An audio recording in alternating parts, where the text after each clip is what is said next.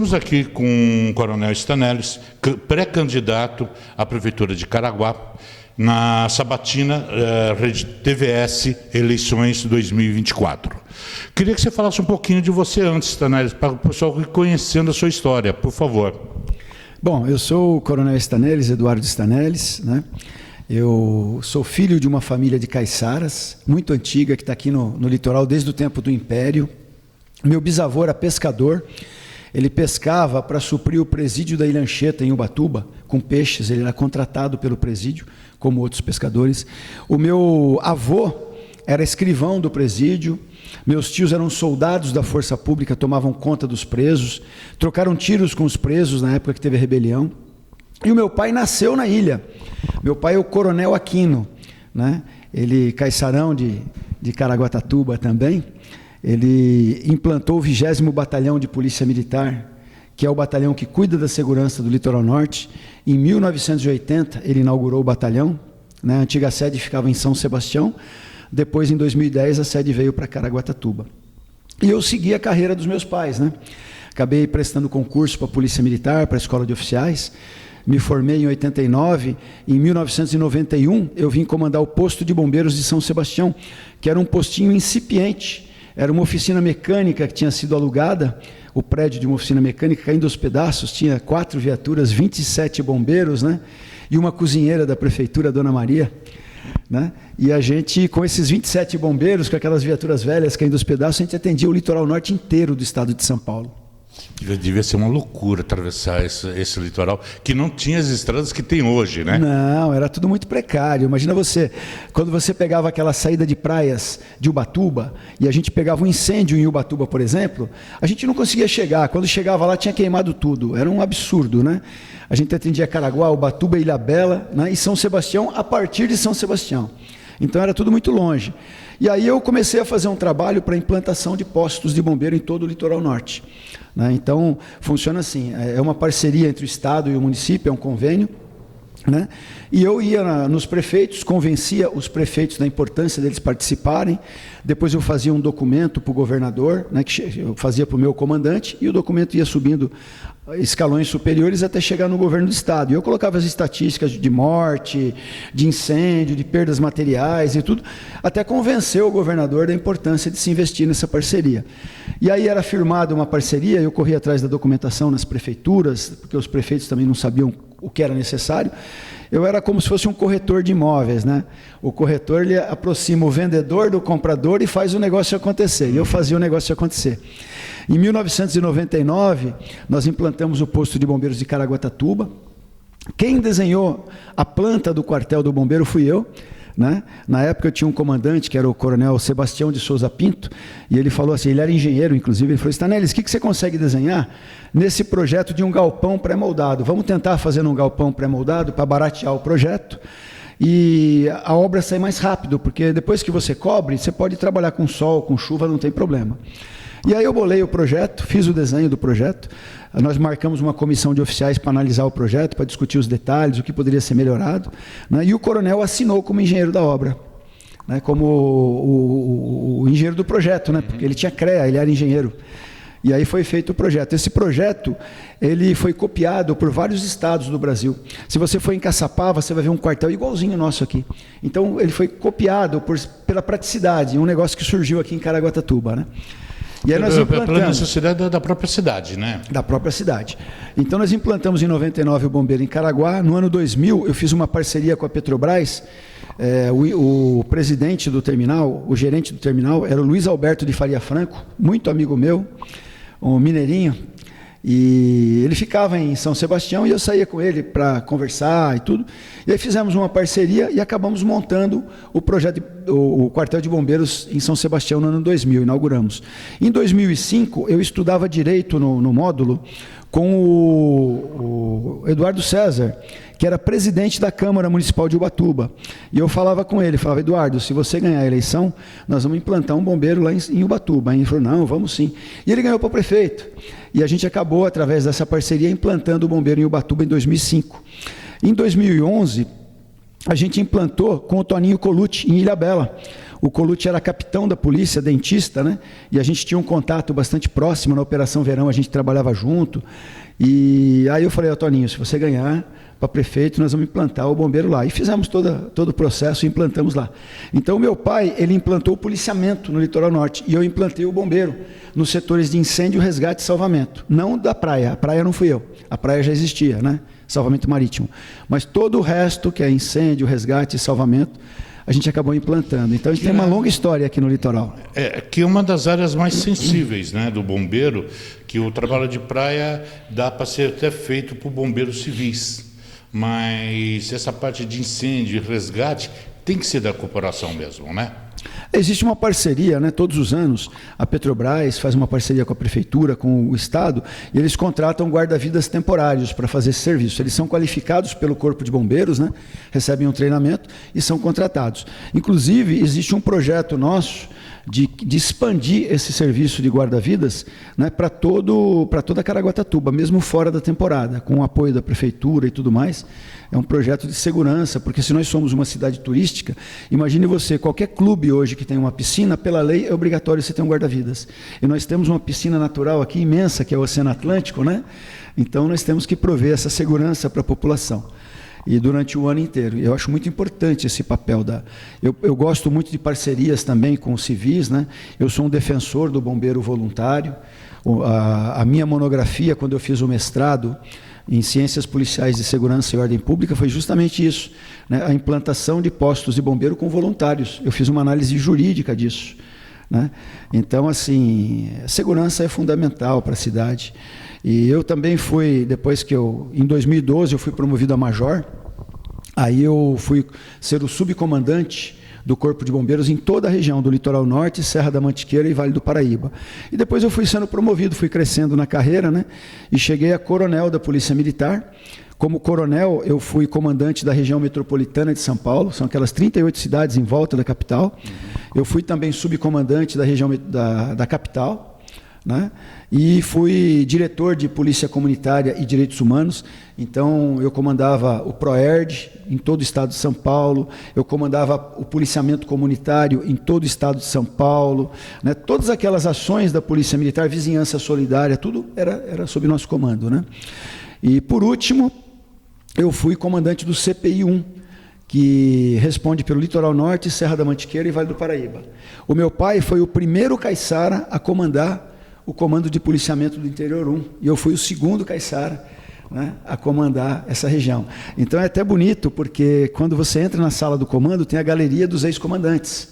Então tá a foto do meu pai de um lado e a minha foto do outro lado, na mesma linha, assim, sabe? Puta, que bacana. Então é um negócio que era um sonho meu, ter uma foto junto com meu pai na galeria de comando do IUM. Eu acho isso uma coisa muito bacana, somente a Polícia Militar, que dá muitas honras à família, né, da gente. Eu acho isso muito bacana. Mas bem, vamos entrar agora na sabatina mesmo, vamos saber sua opinião. Lembrando os ouvintes que nós não estamos aqui para debater nenhum assunto do plano de governo, mas sim conhecer as opiniões do pré-candidato para a eleição desse ano, que aí depois vai vir um plano de governo, depois que houver a homologação da sua candidatura, né, querido? Mas, bem, eu queria saber qual é a sua visão para os próximos 4 anos da nossa cidade aqui. Bom, Caraguatatuba precisa de uma reformulação geral, na minha opinião, né? Eu acho que esses 4 anos serão decisivos para a nossa cidade. Nós temos um gargalo muito grande na saúde, problemas seríssimos na saúde. Temos problemas sérios de segurança pública que precisam ser resolvidos. Temos problemas de infraestrutura que precisam ser resolvidos. Questão de inundações, enchentes, falta de calçamento, esgoto correndo a céu aberto na cidade. São problemas assim recorrentes que há muitos e muitos anos eles vêm acontecendo na cidade. Entra governo, sai governo e os problemas permanecem. Então precisa um governo sério que tome as rédeas da cidade e comece efetivamente a resolver. Eu acho que a gente precisaria fazer um plano de 20 anos para Caraguatatuba, planejar nossa cidade para os próximos 20 anos. Hoje em dia, tudo no mundo é planejado. Se você for no porto de Roterdã, tem um plano para 20 anos de expansão do porto. Agora, no Brasil, as pessoas pensam planejamento para 4 anos. né? Mas não, a gente tem que fazer um planejamento sério, né? Envolvente, né? Trazendo toda a sociedade à discussão do que realmente precisa ser feito, priorizar as ações de governo para os próximos 20 anos, porque senão a cidade fica vivendo de governozinhos, né? Bem, você falou de vários problemas da cidade, que vamos dizer assim, que são já problemas homéricos dessa cidade, que quem anda pela cidade vê isso e sente falta disso. Mas, na sua opinião, qual seria o primeiro desafio a você comprar? Entrei na prefeitura, vou comprar esse desafio agora para os primeiros 3 meses do meu mandato. Qual seria esse desafio para você? É uma sequência de desafios. Eu acho que assim, o próximo prefeito ele vai ter que chegar, renegociar toda essa dívida monstruosa que esse último governo está deixando, né? Renegociar essa dívida, rolar essa dívida. Nós vamos ter que enxugar a máquina, né? Nós temos desperdícios homéricos em Caraguatatuba. Você vê, imagine você gastar aí 500 mil com o show do Jota Quest, 450 mil com o show de Ivete Sangalo, 400 mil com Luan Santana, gastos milionários, estou exemplificando, né? Gastos milionários em que um artista vem, canta por 1 hora, pega o nosso dinheiro e leva embora. E faltar remédio de R$1 na saúde. Sabe, não ter consultas para as pessoas, não ter médico suficiente para as pessoas. Você vai fazer um exame de sangue, daqui 3 meses você consegue, sabe, um exame de média e alta complexidade levar 1 ano e meio para ser feito, uma cirurgia de redução do estômago levar 3 anos para ser feito, sabe? Então isso eu acho um verdadeiro absurdo. A gente tem que ter prioridade na gestão, né? Você pode fazer o mesmo show com todos esses artistas, trazendo um empresário que vai contratar esses artistas, vai cobrar ingresso para assistir o show, e a cada 3 shows pagos, dá 2 de graça para a população. E ainda pega os artistas locais de Caraguatatuba, coloca para fazer a abertura e encerramento dos shows, promovendo os talentos da nossa terra. Ou seja, dando oportunidade para que essas pessoas se promovam e possam virar astros aí e citar o nome de Caraguatatuba, né? Então, você contratar uma carreta como gabinete itinerante, pagando mais de R$1 milhão de aluguel, né? Para fazer, na verdade, eu vejo isso como propaganda de governo, né? Se você pode fazer as mesmas reuniões com a comunidade num prédio público, todo bairro tem uma escola, tem um centro comunitário, faz custo zero, de graça, essa mesma reunião lá, entendeu? Então são várias coisas que vão drenando dinheiro público, muitos aluguéis, muito prédio alugado, aluguéis muito caros, que se você enxuga isso daí, você prioriza as questões de desenvolvimento da cidade, você resolve muitos problemas. Caraguatatuba é uma cidade bilionária. Nós temos um orçamento de R$1 bilhão e 400 milhões. É muito dinheiro. Poucas cidades no Brasil têm um orçamento como esse. Então, como é que você explica uma passagem de ônibus, por exemplo, em Caraguá custar R$5, em São Sebastião custa R$2 e em Ilhabela custa R$1? Né? Então, são coisas que precisam ser revistas, né? É questão de gestão pública. Quando você fala em gestão pública, vem à minha cabeça prestação de contas, transparência do governo. Como você vê isso na sua gestão? Transparência, ela tem que ser feita a todo momento. Não é só você publicar na internet os seus gastos e aonde foi investido o dinheiro. Transparência é você fazer reuniões para consultar a população aonde que ela quer que invista o dinheiro, porque o patrão é o eleitor, não é o prefeito. O prefeito é o empregado, e muita gente acha que é o contrário, o prefeito é o senhor, tal. Não. Quem manda na cidade é a população. É que por muitos anos, né, nós fomos dominados por 2 famílias. Caraguatatuba foi dominada por 2 famílias que se revezavam no poder, que perderam grandes oportunidades de fazer a transformação que a cidade precisava, né? Fazendo aquela política de sempre. Eu acho que a gente precisa sair do quadrado, sabe? Eu acho que a nova política, ela sai do quadrado, ela muda o perfil. Para vocês terem uma ideia, os meus pré-candidatos a vereadores, né, nenhum deles vive de política. Para você ser um pré-candidato no meu grupo, você tem que ter profissão. Porque eu entendo o seguinte, que quando o cara vive da política, ele trabalha para ele, não trabalha para a cidade. Ele trabalha para se perpetuar eternamente no poder, porque aquilo é a profissão dele. Então aí começa aquela história de corrupção, sabe? De se aliar ao governo, né? A função do vereador qual que é? Fazer leis e fiscalizar o governo. O que nós vemos hoje? Faltou médico, faltou remédio, na cidade, não tem cesta básica, a cidade está suja, esburacada, nos bairros tem mato de 1 metro de altura, aumentaram em 400% o IPTU em várias regiões da cidade. E o que os vereadores fizeram? Qual foi o papel do vereador? Ele fiscalizou. Os vereadores fizeram um ofíciozinho para abrir uma CPI, para instaurar uma CPI, para saber por que está faltando médico, faltando remédio. Por que não fizeram isso? Entendeu? Então eu acho assim, o nosso pré-candidato a vereador tem que ser diferenciado. Se a gente quiser fazer uma cidade nova, nós temos que mudar a forma de fazer política em Caraguatatuba e no Brasil inteiro, entendeu? E eu luto muito contra isso, tá? Eu tenho minha profissão, eu sou um coronel da Polícia Militar aposentado, a minha esposa é professora do Instituto Federal, nós já fizemos a nossa vida, a gente não vive de política, né? Então, você nunca vai ver, por exemplo, o Stanelles lançando o filho como candidato a prefeito, você entendeu? E isso a gente vê muito, o político fica inelegível, lança o filho, porque está agarrado no poder, está agarrado, ele precisa daquilo, entendeu? E a gente quer quebrar essas práticas em Caraguá. Quando Caraguatatuba se libertar dessas práticas, nós vamos ter uma nova cidade. Nós vamos ter uma cidade com uma saúde de primeiro mundo, uma cidade que você anda, as ruas estão calçadinhas, limpinhas, maravilhosas, que o turista chega, tem banheiro na praia, sabe, com ducha, que ele paga lá um valor simbólico, usa o banheiro, não tem aquela fila no quiosque. Você já viu no quiosque como é que funciona na temporada, na Martins? É uma loucura, é uma loucura. Meu, tem 50 pessoas na fila para usar um banheiro. Aí um cara está apertado lá, chega uma hora que você vê o cara sair da fila e entrar no mar. Entendeu? Então isso não é cidade turística. Nós temos que mudar o perfil da cidade. Eu sempre digo o seguinte, gente, quem quer fazer encontra um jeito. Quem não quer fazer encontra uma desculpa. Eu vejo muita desculpa. Político vindo falando, vamos fazer drenagem, não sei o quê. Quando o cara ganha a eleição, sabe o que acontece? Caraguá é muito plana, muito ao nível do mar. Quando o mar está cheio, não dá vazão e não sei o quê. Gente, tem tantos sistemas modernos de drenagem, piscinão, bombeamento, estação elevatória, sabe? Que dá para resolver 99,9% dos problemas. Então, vamos encontrar um jeito em vez de encontrar uma desculpa? A minha outra pergunta abrange um pouquinho essa que você está conversando, eu vou até continuar. Mas eu queria saber qual seria a sua visão sobre saúde, educação e transporte, que eu acho que são os 3 tendões de Aquiles de qualquer político em qualquer cidade. Queria que você desse sua visão para isso, não seu plano de governo, mas sua visão para isso. Bom, começar pela saúde, tá? Depois você vai me lembrando os outros tópicos.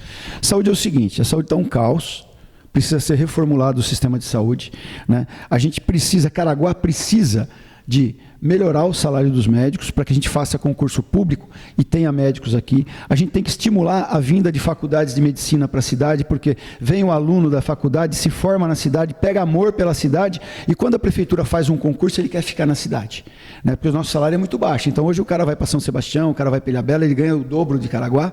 Então tem que ter um salário compatível. Nós temos que pagar o piso da enfermagem, porque os nossos enfermeiros ganham uma miséria, trabalham pra caramba. O que teve de enfermeiro que pegou Covid, na época do Covid, enfermeiros que faleceram, né? E a gente não valoriza esses profissionais. Nós temos que valorizar o servidor municipal também, porque quem conhece a cidade com a palma da mão é o servidor concursado, não é o cara que chegou num cargo comissionado ontem em Caraguatatuba e às vezes veio de outra cidade. É o cara que está aqui, ó, em Caraguá há muitos anos. Esse cara tem a solução para o problema. Se o prefeito traz o servidor com ele, ele resolve, ele tem uma visão assim total da cidade. Tem que valorizar os servidores, que há muitos e muitos anos são desvalorizados, né? Quem está pagando a conta desse desmando desse governo de hoje é o servidor, porque não teve reajuste salarial, não consegue vender hora extra, cancelaram um monte de hora extra do servidor, então o servidor que está pagando a conta. Então, eu digo assim, a saúde tem que melhorar muito. Melhorar muito. Caraguá já passou da hora de ter um hospital municipal, tá? O hospital regional não é de Caraguatatuba, ele está em Caraguatatuba, mas ele é de toda a região. Isso é uma grande verdade. Então, o cidadão de Caraguatatuba que está doente, às vezes tem que esperar uma vaga no hospital regional, porque tem um cara de Jacareí, um cara de Guararema, um cara de outro lugar na vaga. Então, tem que ter um hospital municipal, nós temos que começar a pensar no hospital municipal, faz parceria com o governo federal, com o governo estadual, entendeu? Vamos criar esse hospital, faz parceria com planos de saúde para ajudar a internar os caras do plano de saúde, pagar pelo uso também, né? Mas temos que ter um hospital municipal, temos que ter um centro de diagnósticos que faça 99% dos exames. Hoje a prefeitura pega um paciente, coloca dentro de um carro, manda para São Paulo, gasta hora extra do motorista, combustível, o tempo de viagem, a pessoa está com dor, às vezes com câncer, com dor, horas na estrada, quando vai voltar está fechada a serra, entendeu? Então tem que ter um centro de diagnósticos para a gente poder diagnosticar o mais rapidamente possível as pessoas, né? E tratar no hospital municipal, fazer o máximo de tratamentos aqui. Nós temos que ter um hemocentro em Caraguatatuba também. Se você quiser doar sangue hoje, você tem que ir para Taubaté. Você vai levar horas. Tem pessoas que são doadores de sangue, querem doar, mas não tem dinheiro para ir para Taubaté doar sangue. Então a gente perde muitas doações de sangue. E doação de sangue é fundamental. Imagine você que sofre um acidente de moto, né, e precisa de sangue, vem de Taubaté. Ah, está fechada a serra, e aí? Como é que faz? Tem helicóptero para trazer? Não tem, então você morre. Então, gente, eu acho que nós temos que pensar, a saúde é fundamental. Fora isso, tem que ter um hospital veterinário também em Caraguatatuba. Eu acho que a gente tem que separar a zoonose do bem-estar animal, não pode estar tudo junto. Zoonose cuida de pragas urbanas, dengue, chikungunya, rato, barata, entendeu? Infestação de mosca, mosquito, pernilongo, isso aí é zoonose. Bem-estar animal, cuida dos animais, tá? Pegar todos esses animais, chipar, fazer uma campanha de chipagem para você identificar cada animal que tem em Caraguatatuba. Você perdeu o seu cachorrinho, você coloca na internet a foto dele, ai, perdi meu cachorrinho, a menina está chorando, tal. Alguém encontrou seu cachorrinho, liga para o bem-estar animal, vai uma viatura lá, pega, passa a maquininha, pip, já sai todo o histórico do cachorrinho, que vacina que tomou, quantos anos de idade, quem é o dono, endereço, telefone, você liga, olha, encontramos seu cachorrinho, pode vir buscar. Você está andando com o seu carro, tem boi, cavalo solto, você atropelou o cavalo, morreu, a polícia vai lá, pip, identifica o dono, processar criminalmente, entendeu? Cidade tem que ter ordem, né? E o bem-estar animal faz isso, recolher esses animais de rua, tá? Vamos ter que ter esse hospital veterinário. Ah, mas o hospital veterinário vai concorrer com os veterinários da cidade. Não vai, mentira. Por quê? Porque quem vai usar o hospital veterinário é quem não tem condições de pagar o veterinário. É pessoas de baixa renda. Claro, que infelizmente é muito pessoas de baixa renda. Então esse cara já não ia para o veterinário da cidade. Então, aí sim, você vai pegar, vai levar um animalzinho, vai castrar, vai chipar, entendeu? Se precisar fazer uma cirurgia, um tratamento, vai fazer, né? Nós vamos recolher todos esses animais de rua que tem em Caraguatatuba, precisa recolher esses animais de rua, né? O próximo governo tem que fazer isso, tem que levar para o bem-estar animal, para adoção, entendeu? Se não for adotado, tem que ficar com o bicho lá, dando ração, cuidando dele, só não pode soltar na rua de novo, entendeu? Porque o bicho é atropelado, fica doente, passa doença para os seres humanos, né? Fica em condições precárias, então a gente tem que começar a pensar nisso, fazer parceria com todos esses cuidadores de animais que tem em Caraguatatuba, um monte de gente maravilhosa que faz um trabalho sério cuidando dos animais, a custo próprio, a prefeitura tem condições de ajudar essas pessoas, entendeu? Para que nós vamos criar uma estrutura gigantesca se já tem gente fazendo esse trabalho? Vamos aproveitar o que já tem, vamos melhorar, né? Então eu acho que em questão de saúde a gente tem que fazer isso, tem que fazer um grande mutirão da saúde para começar a zerar essa fila do SUS, né? Porque hoje, você vai ser atendido daqui 6 meses, isso é um absurdo, né? Imagina você tem um comecinho de câncer, você vai fazer um diagnóstico, você vai fazer a coleta de sangue daqui 3 meses, aí você diagnostica, cara, um negocinho que o médico ia dar uma punçãozinha, tirar, o negócio espalha no seu corpo, você vai sofrer muito mais, o risco de você morrer é muito maior, e o custo para a prefeitura é, 100 vezes mais caro. O que era para tirar um negocinho na hora ali, você vai virar uma quimioterapia caríssima, 40, 50 mil reais por pessoa. Custo para a prefeitura, né? Então é assim, o sistema de saúde ele tem que ser rápido e eficiente, senão ele não funciona, né? O outro tópico que você falou, qual que era? A infraestrutura? Não, nós vamos falar um pouquinho sobre a educação. Lembrando que eu gosto de entrevistar os secretários de educação, entrevistei vários, e sempre falei, a educação são 2 momentos. O inicial, que é enxugar gelo com pano, que não adianta, que todo dia nasce criança e todo dia precisa de creche. Isso infelizmente, é um problema mundial. Isso não tem solução, porque mesmo que você projete uma creche para crescer 20%, vai nascer 21 crianças, vai nascer algo a mais. Então, é difícil enxugar o gelo. Mas a educação continuada, que é uma coisa que eu sinto pessoas da cidade, a criança às vezes vai até no meu tempo é ginásio, tá? E para fazer o colegial ou o ginásio, ele tem que se locomover para um outro bairro, que no bairro dele não tem colégio. Como o senhor encara isso? Bem, você tem uma esposa que é professora, então isso vai estar no dia a dia seu, né? Não só professora, mas ela trabalhou como secretária de planejamento em Caraguá, em São Sebastião também. Ela conhece muito disso, dessa área, né? Então, a educação é uma coisa que é a base da sociedade. Se você tem crianças bem formadas, você tem crianças com perspectiva de futuro. Caraguatatuba é uma cidade muito violenta, é tomada pelo tráfico de drogas, tem muito crime, muita coisa assim, muita criança na rua, né? Quando eu montei o Bombeiro em 99, aqui em 4 de outubro de 99, no ano 2000, no comecinho do ano seguinte, eu criei um projeto chamado Bombeiros Mirins, né, que me ensinou muito sobre educação, né? A criança chegava de manhã, né, a gente dava um uniformezinho, em parceria com a prefeitura, dava um uniformezinho para a criança. Tinha empresários que ajudavam a custear, adotavam crianças carentes e ajudavam a comprar uniforme também. Tudo era uma grande parceria.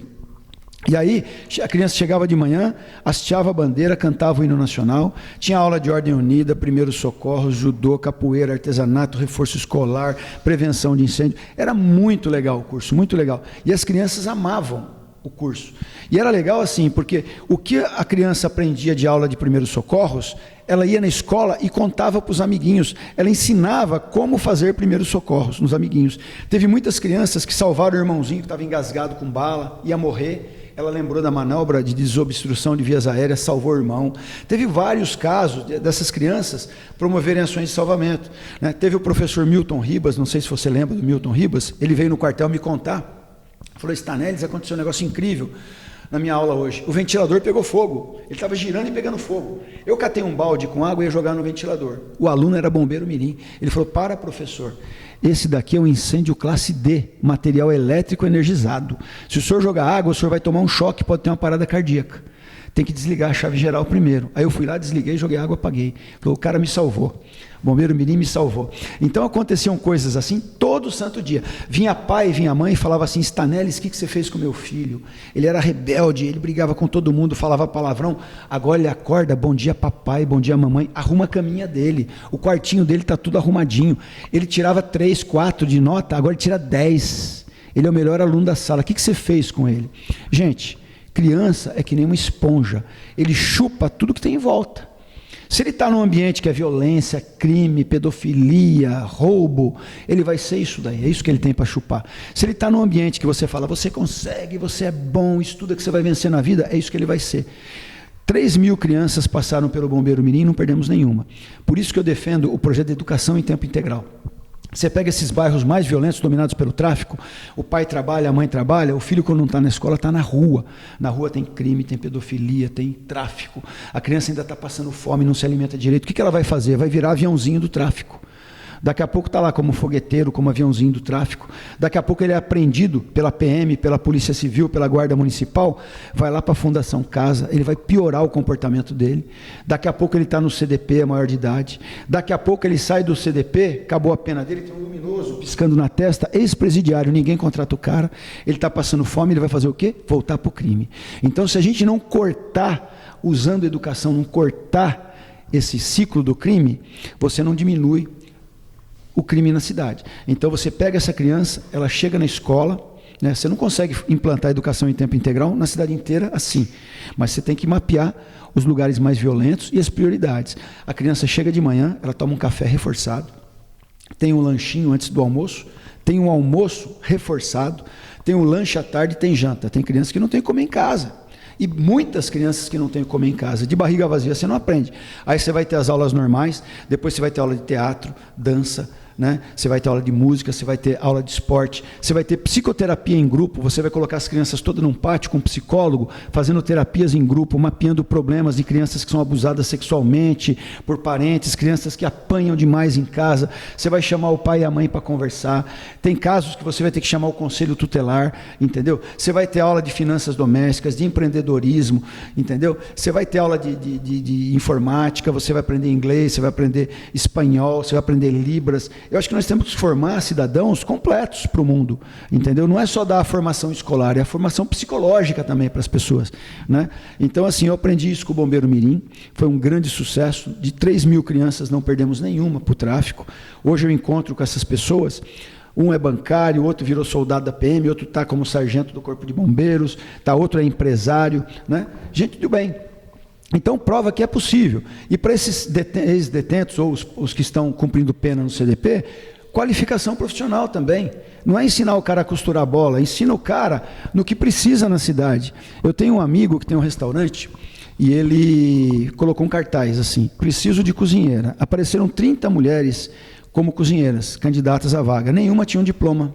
Nenhuma tinha. Ele não conseguiu contratar. Então, assim, nós somos uma cidade turística e a gente precisa de determinadas profissões que tem vaga no mercado. E a gente não tem o profissional. Cozinheira, camareira, sabe, barman, bartender, atendente. Cara, tem tanta coisa, cara, que dá para você fazer numa cidade turística, né, que tem emprego fácil. Então, qualifica esses presos do CDP, faz uma parceria com a associação comercial, né, pega os vereadores, vamos mudar a lei municipal, colocando incentivo para aquelas empresas que contratam presidiários, né, o ex-detento. Então, você contratou 10 presidiários, vai ter uma diminuição no seu ISS, no seu IPTU, sei lá. Vamos bolar alguma coisa que esteja dentro da lei para incentivar.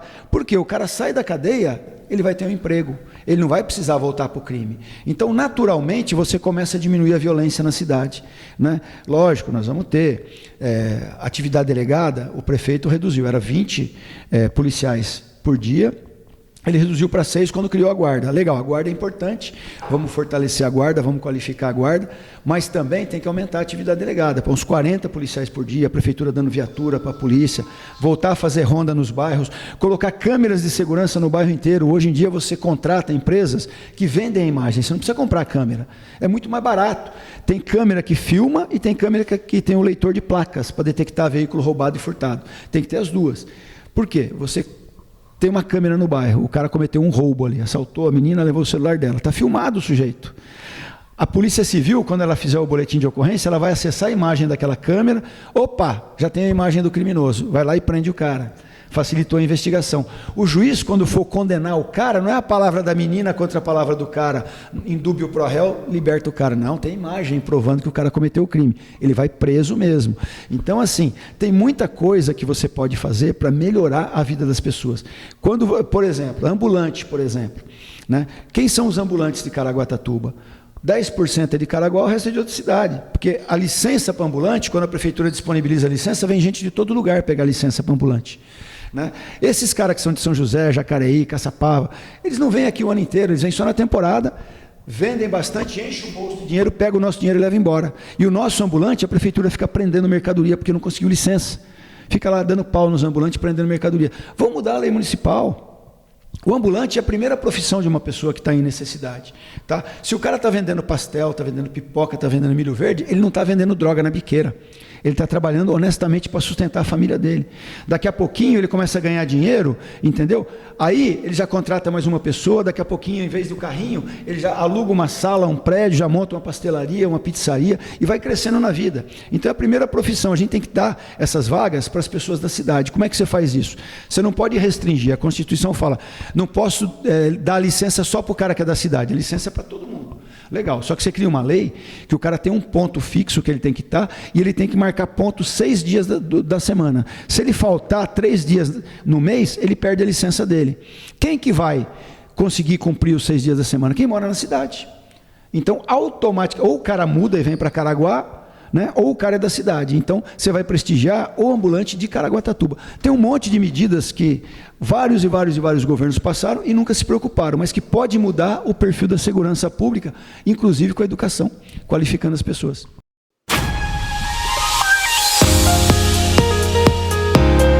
Bem, e o último é um tendão de Aquiles muito grande aqui em Caraguá, que as pessoas reclamam e muito, que é o transporte. Está havendo uma mudança recente agora da companhia que faz o transporte, que em vez de melhorar, piorou um pouco. Queria que você falasse um pouquinho disso para a gente. Bom, transporte, né, na verdade a mobilidade urbana é o termo técnico, né? O que acontece? É feito de várias linhas, né? Em primeiro lugar, você tem que ter uma cidade com calçamento perfeito, porque você paga IPTU e você fica quebrando a mola e amortecedor do seu carro, paga 400% a mais agora de IPTU e não consegue andar com o seu carro, né? Eu conversei com os motoristas da antiga Praia Mar, quando eu fui candidato a prefeito em 2020, e eles me falaram o seguinte, falaram, Stanelis, olha, Caraguá é um problema para o sistema de ônibus, porque é tudo esburacada, as ruas são esburacadas, destrói o ônibus, mói o ônibus. Quando quebra a mola e o amortecedor, nós motoristas temos que pagar. E acontece uma coisa pior. Sabe aquela plataforma elevatória do ônibus para você colocar a cadeira de roda do deficiente físico? Aquilo quebra por causa dos buracos, porque torce o chassi do ônibus e quebra a plataforma. Eles arrumam e vivem quebrando. Então, se você tem uma cidade esburacada, cara, você não consegue manter a plataforma do deficiente funcionando. Então, você está cerceando a mobilidade de uma pessoa que tem dificuldade, né? Então, você estraga o seu carro, você quebra tudo, entendeu? Então, tem que ter um plano de calçamento, né? Eu perguntei na Sabesp uma vez para um superintendente, por que a prefeitura calça uma rua, no mês seguinte vocês vêm e destrói a rua inteira para passar o esgoto e a água, né? Por que vocês fazem isso? A prefeitura não conversa com vocês, não tem um plano em conjunto? Hoje em dia tem um marco regulatório do saneamento básico, com metas a serem cumpridas, e a prefeitura tem que participar disso. Então, o que tem que fazer? Tem que ter uma reunião com esses órgãos aí. A prefeitura tem que ter um plano de calçamento, e o plano de calçamento e o plano de esgoto da Sabesp tem que estar junto do plano de calçamento da prefeitura. Então, assim, Sabesp, você vai calçar a rua Dona Maria hoje? Vou calçar hoje. Então tá, daqui 2 meses vou passar esgoto, daqui 2 meses eu vou calçar a rua. Se você cortar para colocar um cano lá depois, você vai pagar tudo. Entendeu? Aí funciona. Então, de ônibus. Cara, nós temos 2 problemas, cara. Empresa de ônibus. Tá aqui longe do microfone. Temos 2 problemas. Empresa de ônibus e rodoviária. Empresa de ônibus em Caraguá. Cara, eu sou adepto do sistema linha-tronco. O que é o sistema linha-tronco? Hoje você entra no ônibus e sai rodando tudo que é bairro, para você chegar na sua casa. Você paga R$5 numa passagem, que é um preço que, ao meu ver, é super alto, que deveria ser revisto até, e fica rodando o bairro, fica horas dentro de um ônibus para chegar na sua casa. E o ônibus não vai em todos os lugares. Se você for no Golfinhos hoje, tem lugar que você tem que andar 3 quilômetros para chegar num ponto de ônibus. Imagina você, uma senhora idosa, uma mulher grávida, né, com chuva, você andando 3 quilômetros para chegar no ponto. A prefeitura tem que rever os pontos de ônibus, tem que rever os itinerários de ônibus e tem que mudar o sistema por linha-tronco. O que é o linha-tronco? Você compra um bilhete, uma passagem. Essa passagem vai durar 1 hora, 1h30, e você pode pegar vários ônibus na sequência com ela. Um ônibus sai da Zona Sul, vai até o centro e volta para a Zona Sul. Outro ônibus sai do centro, vai para a Zona Norte e volta. E nesses pontos tem micro-ônibus que levam você rapidinho para sua casa. Então você chega muito mais rápido. Ou seja, o dinheiro que você está pagando, ele rende muito mais. Porque além do transporte ser mais rápido, você tem um período de utilização da passagem. Você não precisa pagar. Comprou a passagem no ônibus, depois pega do outro, depois paga do outro. Você paga R$15 para ir para sua casa, é caríssimo, né? Então tem que baratear isso. Você tem que ter um cartão que você recarrega. Então pela internet você compra passagem, não precisa ir até a empresa, você compra passagem, entendeu? O turista, se ele for pagar no dinheiro, é mais caro. E no cartão é mais barato. O que acontece? Acaba que o turista acaba subsidiando em parte o valor da passagem do morador local. Então quem mora na cidade vai ter a passagem um pouco mais baixa, vai ter um sistema mais eficiente. O ônibus tem que ter ar-condicionado, tem que ter Wi-Fi, tem que ter um sistema de GPS que do seu celular você vê onde o ônibus está e quanto tempo faz que ele vai levar para chegar no ponto. Entendeu? Nós temos que mudar a nossa rodoviária. A rodoviária de Caraguá está pequena para a cidade, né? Está cheia de andarilho, cheia de mendigo. Você vai na rodoviária, os caras mexendo com a mulher, pessoas fazendo sexo, cara, no meio da rodoviária ali, sabe? Cara, coisas absurdas que você vê acontecendo numa cidade, né, do tamanho de Caraguá. A rodoviária é o cartão de visita da cidade. Aí você pergunta, Stanelis, quanto custa para eu fazer uma rodoviária nova? Meu sonho, eu enxergo Caraguatatuba com um shopping rodoviário. O que é um shopping rodoviário? Uma rodoviária com shopping center dentro. Você desce do ônibus, passa por lojas maravilhosas. Restaurante, sabe, lanchonete, tudo de primeira linha, né? Quanto custa para a prefeitura fazer isso? A prefeitura faz uma parceria público-privada, chama empresários através de um edital, a prefeitura faz o projeto, um grupo de empresários assume a construção desse shopping rodoviário e a administração, ou seja, eles vão construir e vão ganhar dinheiro com isso, né? Daqui 40, 50 anos, vence a concessão e o prédio volta para a prefeitura com todas as benfeitorias que foram feitas. Então a prefeitura não precisa enfiar dinheiro no negócio, né? Traz o empresário, deixa o empresário ganhar o dinheiro dele, né? E nós vamos ter uma bela rodoviária em Caraguatatuba. Ah, mas o que você vai fazer? O que se faz com aquela rodoviária que sobrou? Meu, monta um batalhão da polícia ali, traz o BAEP para lá, entendeu? Conversa com o governador, o BAEP não dá, traz a força tática. O cara vai chegar em Caraguatatuba, vai ter um puta de um portal de entrada da cidade lindo, cara, com câmeras monitorando todos os carros que entram, que saem da cidade, detectando o carro roubado, e a polícia bem na entrada da cidade. Que recado que você passa para o turista? Segurança. Né? Então, assim, transporte está ligado com tudo, cara. Está ligado com segurança, está ligado com educação. Você entendeu? E o empresário vai ganhar dinheiro em Caraguatatuba. Falando de dinheiro, eu queria ver sua visão para um desenvolvimento sustentável econômico. Entenda bem que eu falo sustentável, que não... todo mundo fala para trazer indústrias para cá. E nós não temos área para indústria, basicamente, aqui no litoral norte. São muito poucas áreas. Mas a gente tem que pensar num desenvolvimento econômico, porque a cidade está crescendo, e tem que dar um emprego para esse pessoal. Como você imagina isso? Eu acho que sim. A Caraguatatuba é uma cidade turística e comercial. O comércio de Caraguá é muito forte. Muita gente sai das cidades vizinhas nossas para vir comprar em Caraguatatuba porque a gente tem ainda preços competitivos. Caraguá se instalaram grandes supermercados, grandes redes de loja. Né? Eu lembro que na década de 70, quando a gente morava aqui, tinha um costume, né? Na temporada os preços triplicavam. Aí minha mãe, meu pai, todas as pessoas que moravam em Caraguá, quando chegava perto da temporada, eles pegavam o carro e iam até São José fazer compras, né? A inflação era de 80% ao mês, não sei se vocês lembram disso, era um verdadeiro absurdo. Estocavam comida, estocavam tudo, cara, para 3 meses na temporada. E aí a gente falava assim, que Caraguá não explora o turismo, explora o turista. Hoje não, hoje os preços são iguais. Né? Se você comprar em São Paulo e comprar em Caraguá, praticamente são os mesmos preços. Então nós somos uma cidade comercial muito forte. A questão industrial também a gente não pode negligenciar. Tem várias indústrias não poluentes que podem ser instaladas aqui. O Nordeste qualificou costureiras, designers de moda, tal, pegou aquelas mulheres que estavam desempregadas, deu curso de qualificação profissional para elas. Hoje o Nordeste exporta a moda praia para a Europa. Biquíni, sunga, canga, cara, roupa de praia, camiseta ultravioleta, camisa com proteção UV, tudo isso o Nordeste faz, chinelinho personalizado, manda para a Europa e recebe em euro, cara. Então, assim, gerou emprego para muita gente. É uma indústria não poluente, que funciona muito bem, né? A gente pode receber centrais de telemarketing, você contrata pessoas, o Nordeste hoje tem muitas centrais de telemarketing, né? O determinado banco, você pega lá um Santander, está ligando para você, você vai ver o sotaque da pessoa que está ligando para você, você vê nitidamente que é do Nordeste, entendeu? Por quê? Porque eles contratam o setor de telemarketing lá, está gerando emprego lá, mas está atendendo o Brasil inteiro, você entendeu? Então tem muitos setores que você pode montar, industriais, né, e comerciais, não poluentes na cidade. Eu sou totalmente a favor disso, do desenvolvimento econômico na cidade. Eu falo assim, gente, o empresário de Caraguá tem que ganhar muito, mas muito dinheiro. O empresário não é inimigo da sociedade. O empresário é o maior amigo do trabalhador que tem. Ele não é explorador do trabalhador, ele é o cara que produz o emprego. Se não tivesse um empresário, não teria um emprego. O empresário tem que ganhar muito dinheiro e a prefeitura tem que ajudar o empresário a ganhar dinheiro, porque daí ele vai contratar mais pessoas. Imagine que você contratou uma pessoa que está desempregada. Essa pessoa estava usando a saúde do município, o SUS. Ele tem um plano de saúde agora da empresa, ele vai no particular, não onera mais o SUS. Ele tem dinheiro para colocar o filho numa escola particular, ele não vai na rede pública.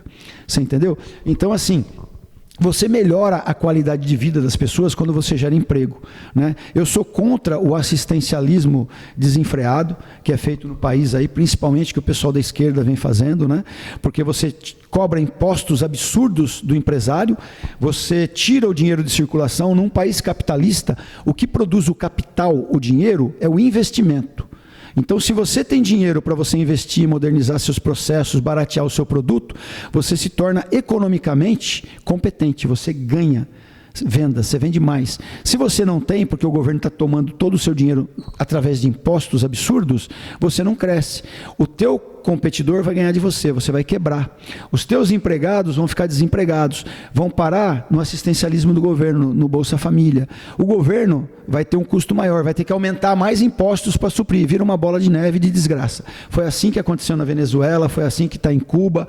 Todos os países socialistas funcionam desse jeito, ou seja, não funcionam. Então, assim, o empresário tem que ganhar dinheiro, a gente tem que diminuir impostos. Não sei se vocês lembram, quando o Bolsonaro zerou o IPI, lembra? O Imposto sobre Produto Industrializado, Falava, agora vai cair a arrecadação do governo federal. E naquele ano bateu recorde. Por quê? Porque uma geladeira custava R$ 1.200. Passou a custar 850. O cara comprava a geladeira e tinha dinheiro para comprar o fogão. Duas empresas estavam vendendo, a que fazia o fogão e a que fazia a geladeira. Cresceram, contrataram mais pessoas. Aquelas pessoas que foram contratadas pagavam imposto de renda. Quase que dobrou a arrecadação do governo federal. Então, gente, a gente tem que pensar, nós estamos num mundo capitalista. E o capitalismo funciona muito bem para gerar o quê? Oportunidade. Lembra quando... Vamos fazer aqui uma comparação de capitalismo e socialismo, né? Imagina você... O que o pobre tem hoje? Fala uma pessoa pobre, o que ele tem hoje? Ele tem um celular... Uma televisão grande... Uma televisão e uma moto, não tem? E a geladeira. E a geladeira. Ele tem isso daí. O pobre tem isso hoje. Antigamente, o pobre tinha isso?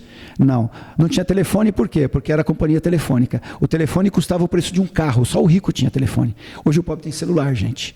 Né? Hoje você financia uma motinho, você tem moto, você tem transporte. O pobre andava de pau de arara e andava de ônibus, né? Ou andava de bicicleta. Hoje ele tem moto. Né? Quem propiciou isso para o pobre? Foi o governo? Não. Foi o capitalismo.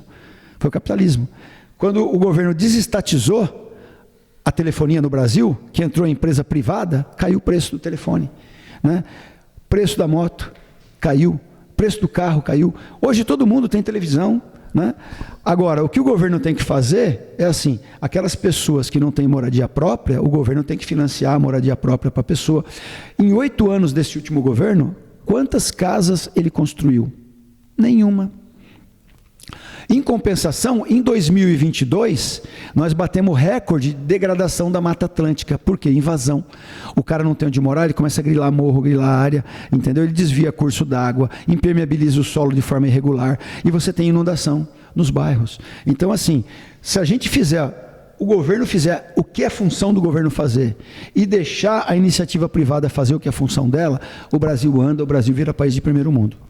Bem.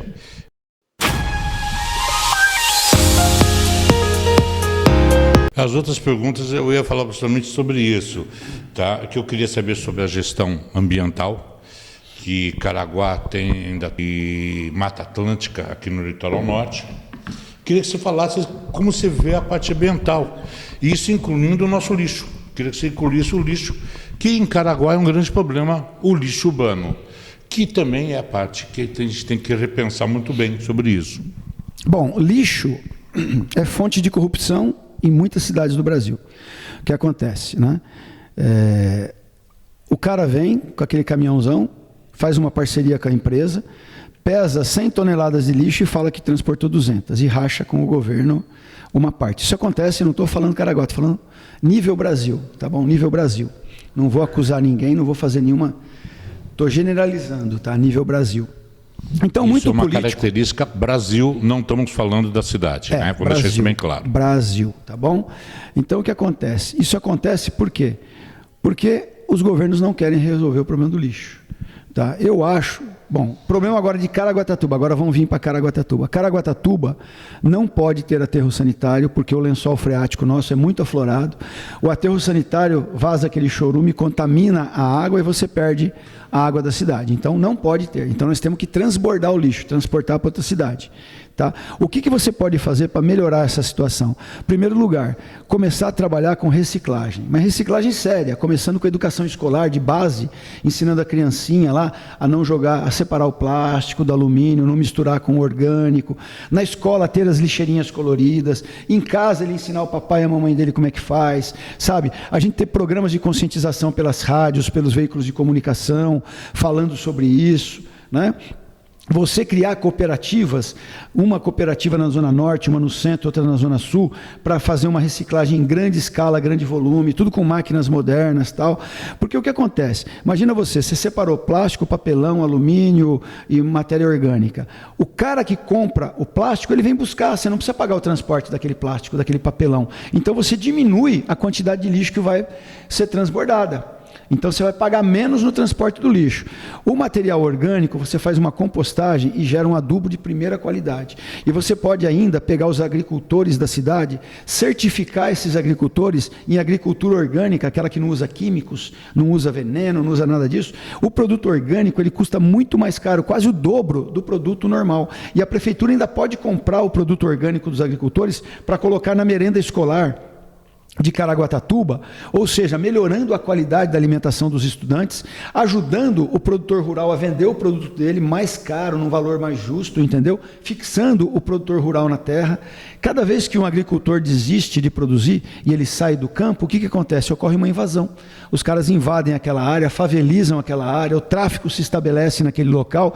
Então, quando você trabalha a questão do lixo, a questão ambiental, você não está cuidando só do lixo, você está cuidando de várias coisas, inclusive da segurança pública da cidade, entendeu? A cidade, ela tem que ser pensada como se fosse uma empresa, ela tem que dar lucro para os seus moradores, e tudo está intercalado, né? Questão ambiental, se você tem um produtor rural que está vendendo, cara, ele não vai deixar desmatar a mata do lado dele, você entendeu? Ele é um fiscal ambiental, né? Se você constrói moradias populares em quantidade suficiente, as pessoas não vão grilar terreno para destruir a mata. Se você tem um sistema de fiscalização eficiente, que o cara começou a cortar a árvore, você já para lá e fala, aqui você não vai desmatar para fazer favela, não.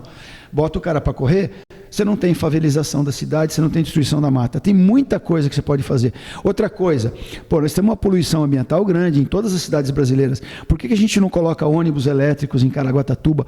Não contrata uma frota elétrica das viaturas que vão rodar dentro da cidade, não das que vão levar paciente para fora da cidade, que aí não tem autonomia para isso. Mas a Guarda Municipal de São José dos Campos é toda elétrica. Então a Guarda Municipal parou o carro aqui, está fazendo um patrulhamento ali, está ligado na tomada do carro carregando. Você entendeu? Já pensou você criar uma cidade verde? Você pegar a prefeitura, colocar iluminação solar nos prédios públicos para economizar o que se gasta de energia em Caraguá, que são bilhões e milhões em gasto de energia, gasto de água.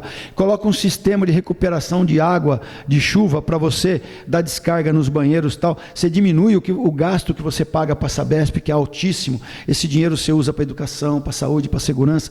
Então, o meio ambiente está envolvido em um grande projeto de desenvolvimento da cidade como um todo, para diminuir custos da cidade, para melhorar, sabe, a cidade começa a ganhar prêmios ambientais, começa a se destacar, você entendeu? Empresários vêm investir na cidade, você desburocratiza a cidade, sabe, ajuda os caras a investirem em projetos ambientais na cidade.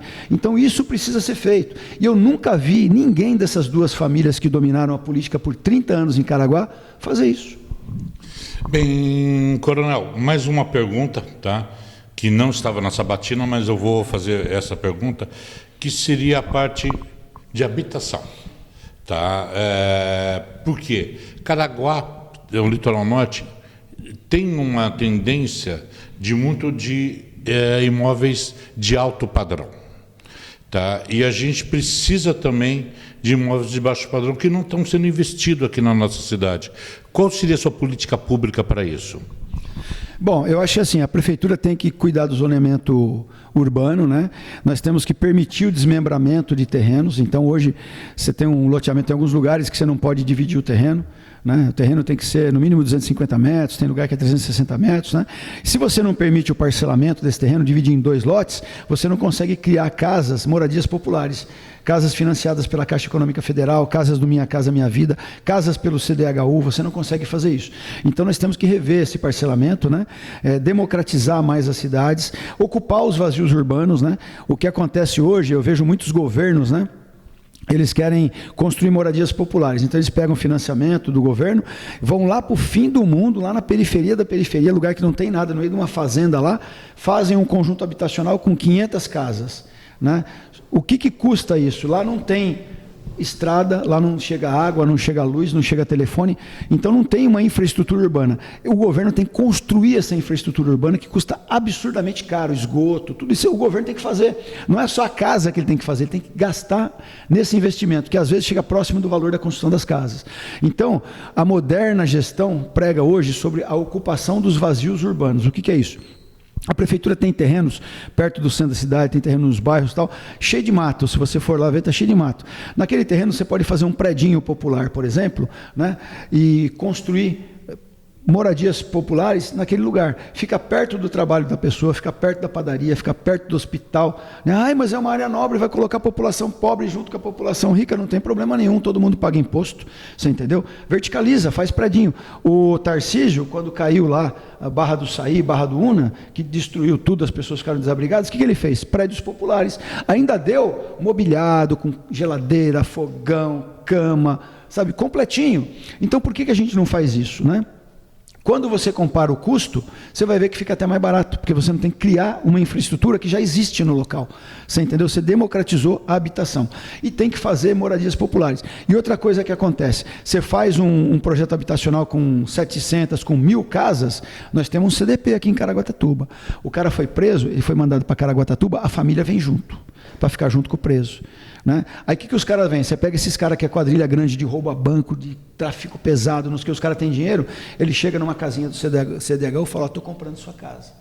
Ah, não pode vender, mas o cara faz um contratinho de gaveta, expulsa a família lá, compra a casa dele e começa a estabelecer o tráfico naquele local. Então, quando você pulveriza, faz pequenos condomínios populares, não tem esse problema, porque fica tudo pulverizado, entendeu? Outra coisa, quando você for construir moradias populares, você constrói casas para policiais no meio dessas moradias populares.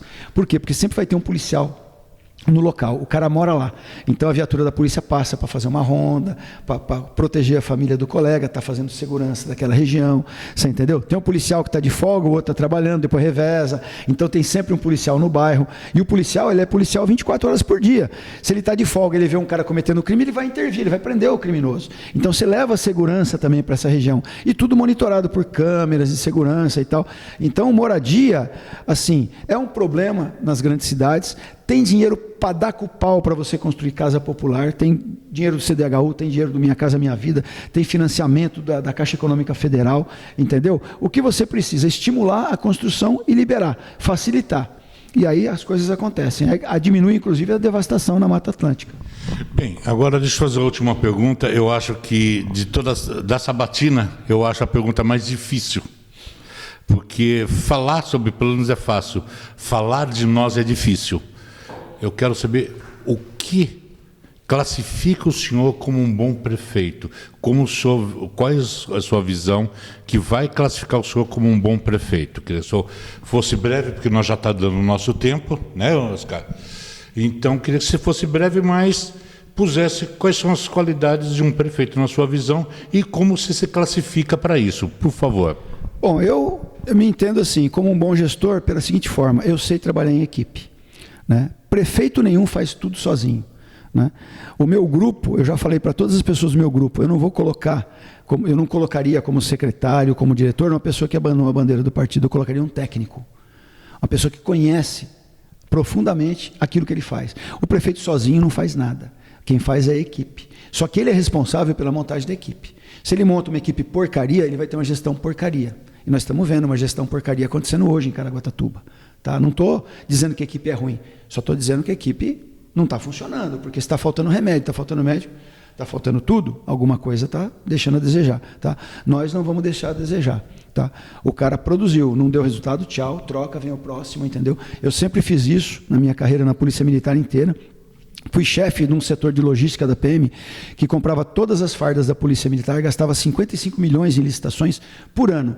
Nunca tomei uma ação de improbidade administrativa, nunca fui condenado, nunca fiquei inelegível, né? Muito pelo contrário, eu fui promovido por conta disso, a coronel por conta disso, por conta do trabalho que nós fizemos, né? Fizemos uma mudança no processo licitatório e de fiscalização de recebimentos e compras que gerou uma economia de quase 30% para o Estado. Com esse dinheiro que nós economizamos, nós compramos mais produtos. Ou seja, se você trabalha direitinho, se você sabe o que você quer fazer, você faz um governo bacana, né? Então, eu enxergo assim, a minha contribuição para Caraguatatuba vai ser uma gestão brilhante da cidade. Vai ser uma equipe altamente técnica, compromissada com a cidade, pessoas que não vivem de política, entendeu? Meu filho nunca vai ser meu sucessor na política. Eu sou contra esse negócio de perpetuação no poder, né? Eu acho que você pode, no máximo, uma reeleição, depois tchau, pega o seu banquinho e dá lugar para o próximo, né? Para que pessoas novas, com ideias novas, venham, né? A gente vê políticos antigos e quando você vai conversar com o cara, a ideia do cara é de 1980, sabe? O mundo mudou, o mundo evoluiu, mas o cara continua contando a mesma história, sabe? Porque eu fiz disso, que eu fiz aquilo, que eu fiz aquilo outro, que eu revolucionei, que eu transformei, que eu não sei o quê. O mar, quando eu cheguei em Caraguá, a água era doce, fui eu que pus o sal no mar para a água ficar salgada, sabe? Eu acho que tem que mudar essa história. Eu acho que nós temos que olhar daqui para frente, porque Caraguá não está voltando para trás. Se a gente olhar daqui para trás, a cidade vai andar para trás, né? Político de visão, ele olha para frente, ele não conta a história do passado, ele fala o que ele vai fazer no futuro. Obrigado. Senhores, esse é o Coronel Stanelles. Muito obrigado pela entrevista. E depois a gente... Vamos fazer um debate com todos os candidatos? Cara, estou pronto a qualquer momento para isso. Beleza. E a TVS agradece a vocês, agradece a todos. E a TVS Eleição 2024.